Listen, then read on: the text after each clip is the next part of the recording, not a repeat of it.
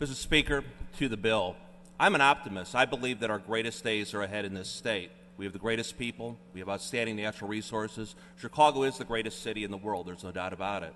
But what we need in this state is we need more jobs and we need more taxpayers. We need economic growth. That's the best way to produce revenue. We need to adopt policies that are going to create jobs.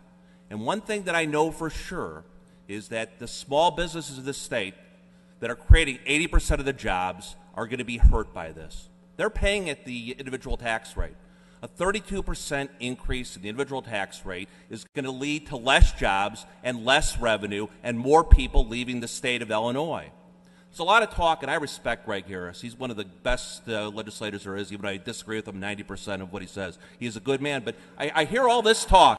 I hear all this talk, Greg, about the New York bond houses. What about the human faces in the state of Illinois that are going to be hurt by this?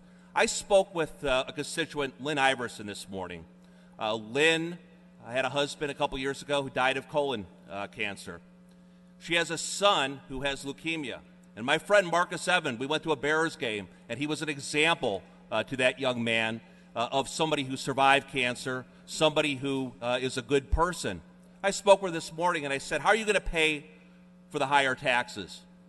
And she said that she's going to have to deplete her savings. She has a son in chemotherapy. She has private insurance, by the way.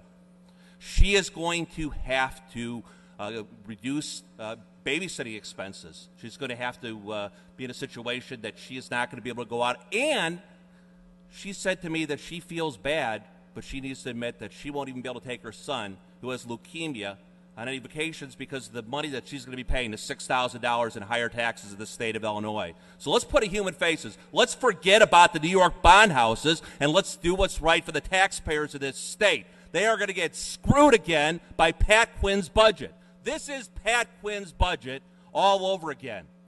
And let me say to Lynn Iverson that the state of Illinois doesn't deserve more of your money. We have Bill Cellini with a $2.4 million lease in this state, more insider dealings.